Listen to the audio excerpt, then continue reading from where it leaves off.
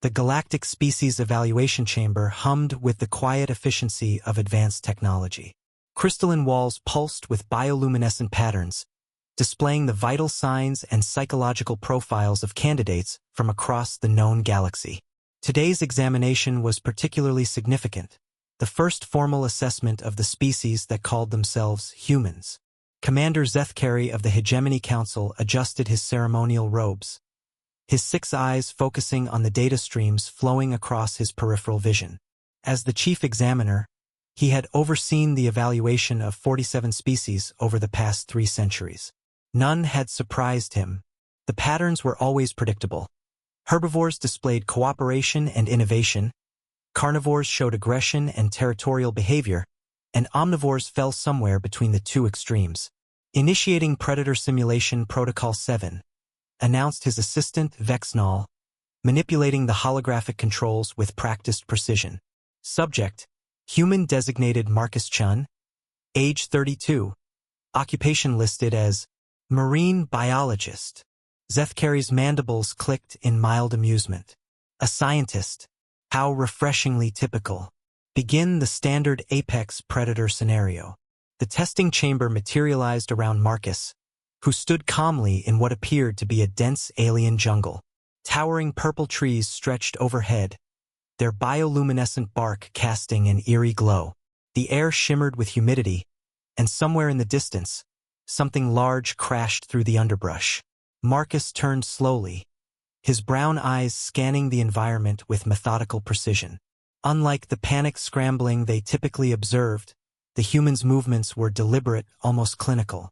He crouched low, picking up a handful of the strange soil, rubbing it between his fingers and bringing it to his nose. Interesting, Zethkari murmured. He's analyzing the environment rather than fleeing.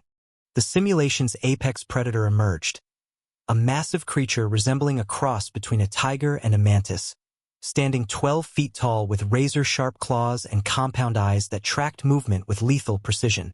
It had been designed by the Council's best xenobiologists to represent the ultimate hunting machine, a creature capable of taking down anything in single combat.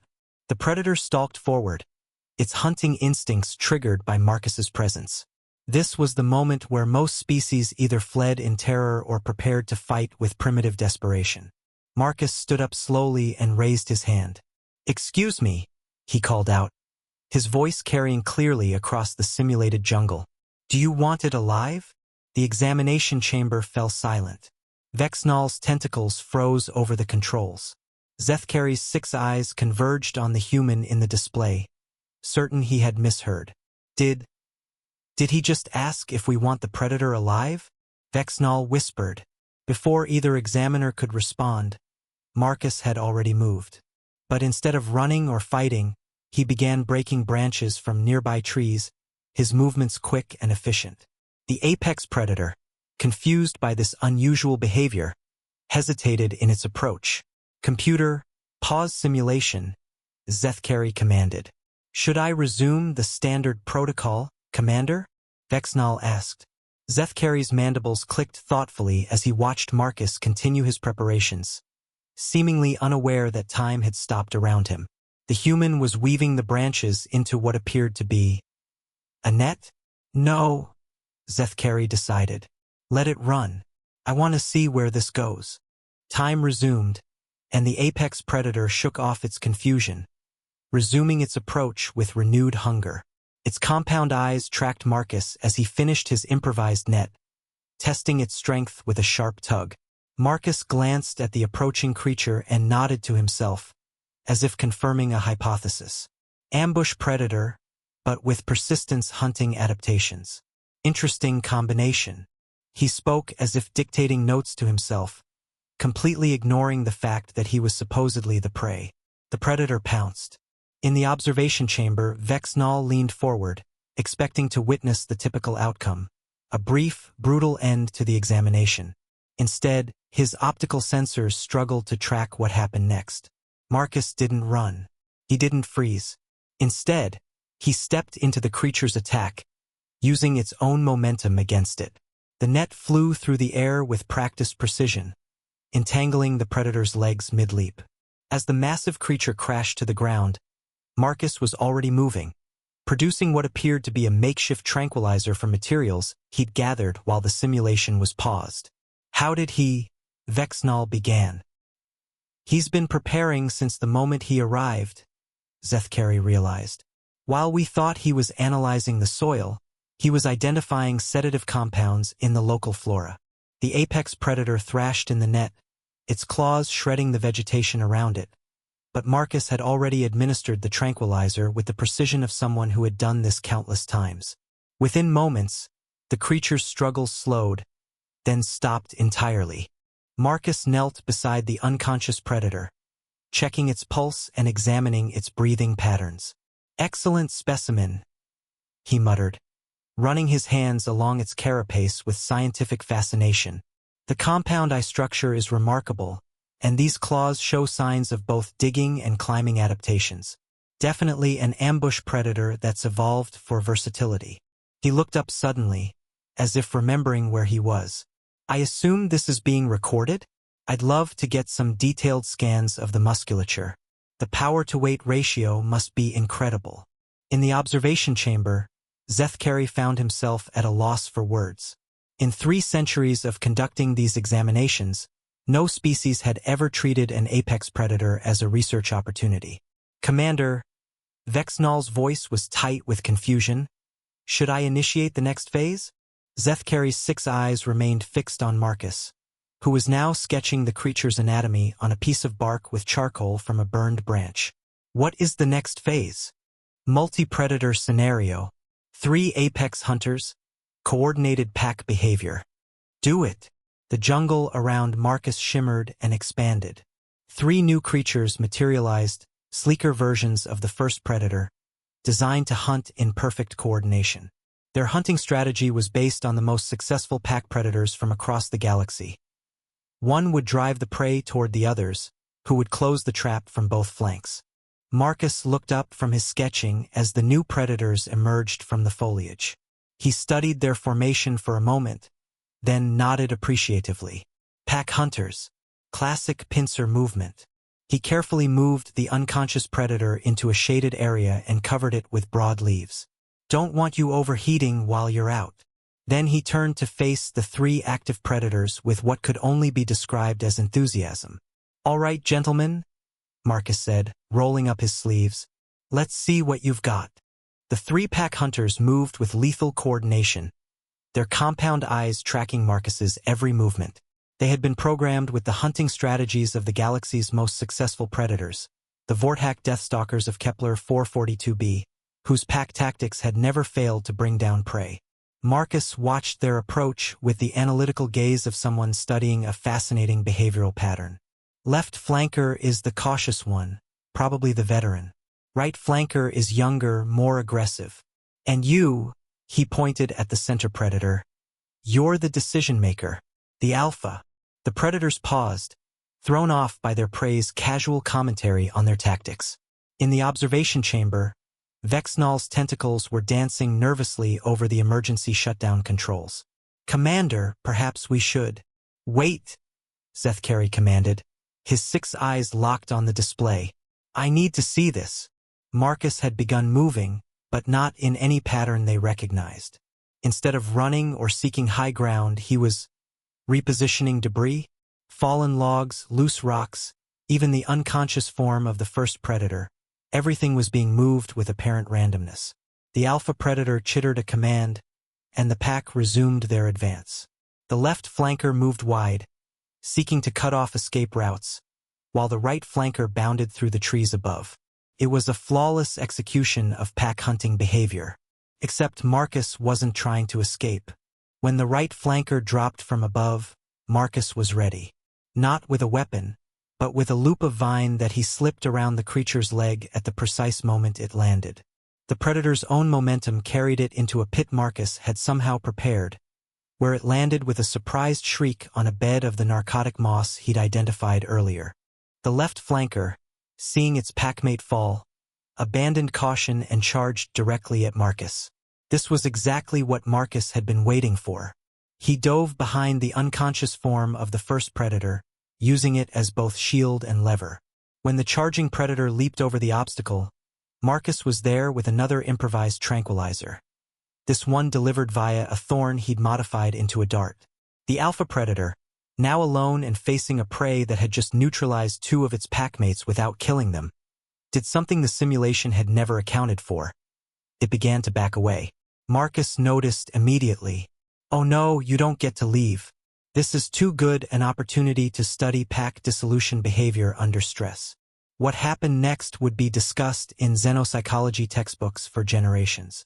Marcus began to stalk the predator, not with the clumsy aggression of a cornered herbivore, but with the patient, methodical approach of something higher up the food chain. The apex predator, designed to be the ultimate hunter, found itself being hunted. "Fascinating," Marcus murmured as he herded the increasingly nervous predator toward another prepared area. Classic role reversal. "I wonder if this triggers any evolutionary trauma responses." The predator made one last desperate charge, but Marcus had spent the entire encounter learning its patterns. He sidestepped with minimal effort and delivered his final tranquilizer with the casual ease of someone who had done this thousands of times before. As the last predator settled into unconsciousness, Marcus stood in the middle of the simulated jungle, surrounded by 4 sleeping apex predators that he'd captured without harming any of them. He pulled out his piece of bark and began sketching again. "Computer," he called out, apparently aware he was being observed. "I don't suppose I could get some more time with these specimens? I've got about a dozen hypotheses about their social structure that I'd love to test." In the observation chamber, Zethkari realized he was holding his breath. "End simulation," he whispered. "Commander, end the simulation. Now." The jungle faded away, leaving Marcus standing alone in the empty testing chamber.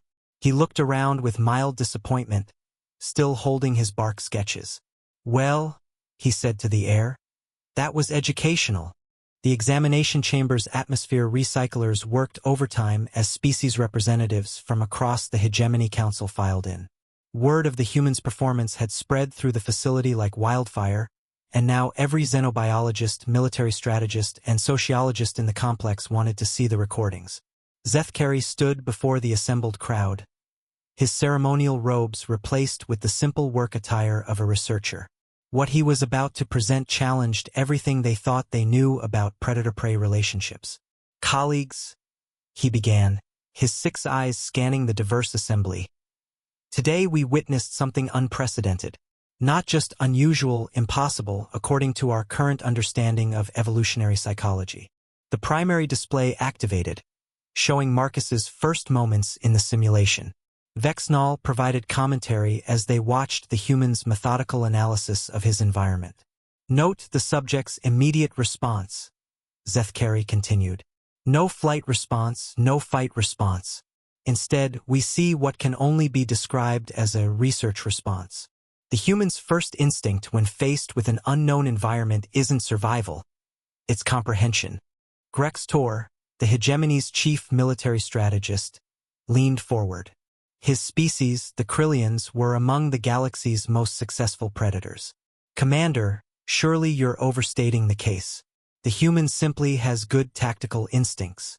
"Watch," Zethkari replied, advancing the recording to Marcus's first encounter with the apex predator. The assembly watched in stunned silence as Marcus raised his hand and asked, "Do you want it alive?"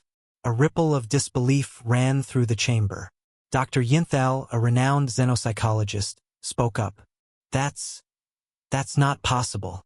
No prey species would offer to capture a predator. The evolutionary pressure would have eliminated such behavior millions of years ago." "And yet," Zethkari said, "here we see exactly that behavior, but it gets more interesting." They watched Marcus systematically capture all 4 predators with what appeared to be casual ease. The military strategists in the audience began taking notes. The xenobiologists were frantically checking their tablets, running calculations. "Analysis of the human's movements shows he was never in actual danger," Vexnall reported.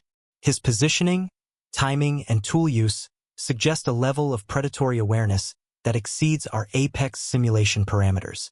Commander Thexnil of the Hegemony Defense Force, A massive insectoid whose species had dominated their homeworld for millennia, stood slowly. "Are you suggesting this human is a superior predator to our simulation?" "I'm suggesting something far more disturbing," Zethkari replied. "I don't think humans are predators or prey. I think they might be something we don't have a classification for." The chamber erupted in debate.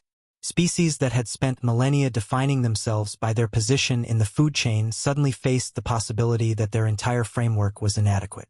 Dr. Yinthal raised a tentacle for attention. "Commander, what are the humans' physiological specifications?